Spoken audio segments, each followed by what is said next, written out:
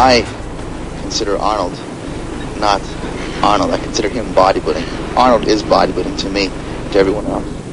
Arnold is what opened the door for us. You know? Before Arnold and Franco, Arnold and Franco were the first real pros of bodybuilding. Before them, there was no such thing as professional bodybuilding. Now there's maybe 20 or 25 professionals able to do what all of us here are doing today throughout the year.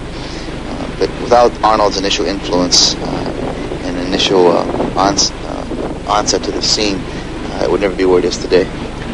But if we accept the idea that the sport has progressed in the last 5 years... Well, it certainly has. Well, how would you rate Arnold's chances if he was in shape the same as he was before and, say, competing tomorrow? He'd win.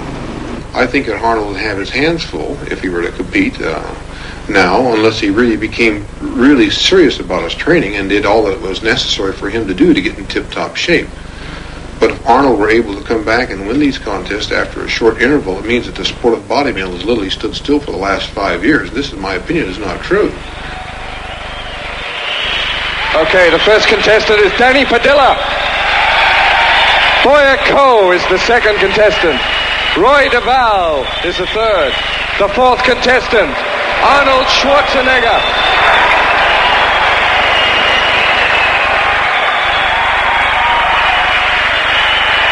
Roger Walker is number 5. Roger Walker from Australia.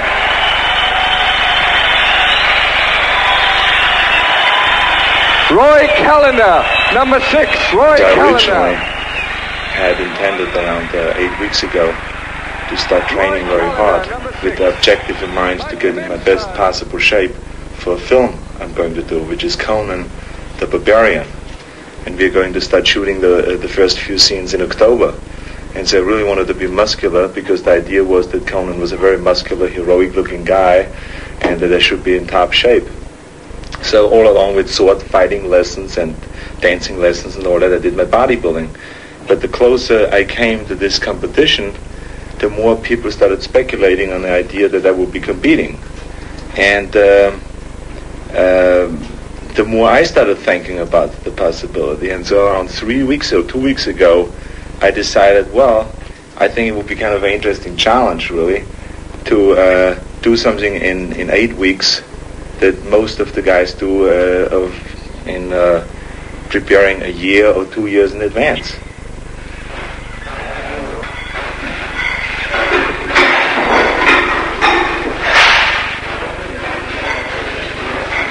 When I train, it really depends on what body part I train, what I think about. But it always has to be something that has involved in some form or the other with self-hypnosis. I really psych myself up for it, because otherwise it's impossible to squat with 400 or 500 pounds. I mean, it's really hard to do that, and it can be boring.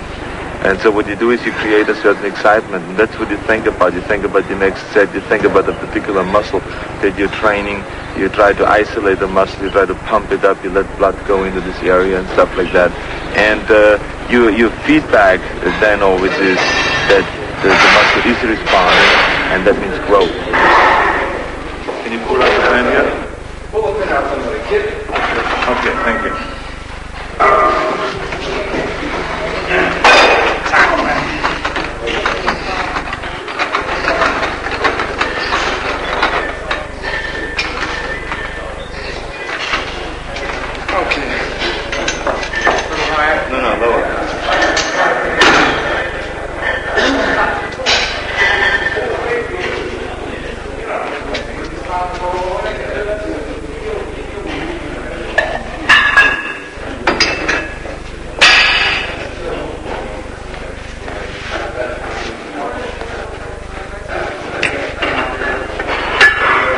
In films, whenever you see a camera around, you always do like this.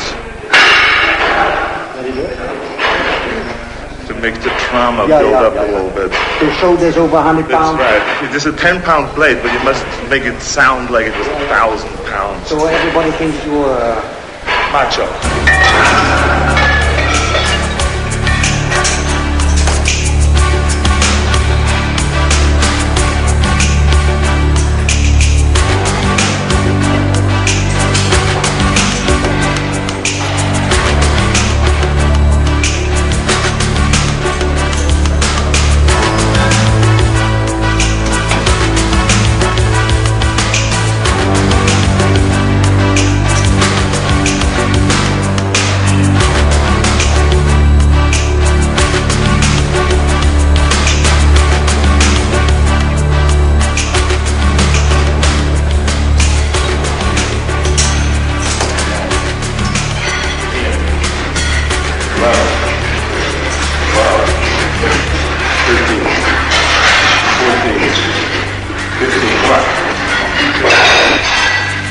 16, 17,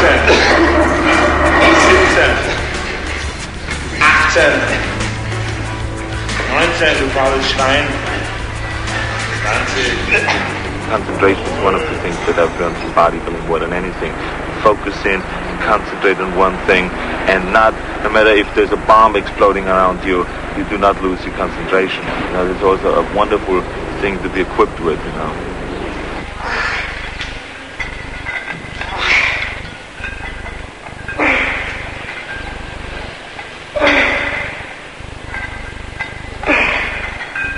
Striving after an ideal in the sense that you're molding your physique, right? You're developing your body, changing the contours and shapes of the muscles so it looks a certain way you want it to look, a certain mental perception you perceive, trying to gain that or trying to make yourself into that perception. There's a lot of mental training involved in bodybuilding. And I think also you're cultivating a feeling inside. You have a need, calling, much like a priest. You have this inherent need to do something that you must do, and you'll not be happy unless it's fulfilled.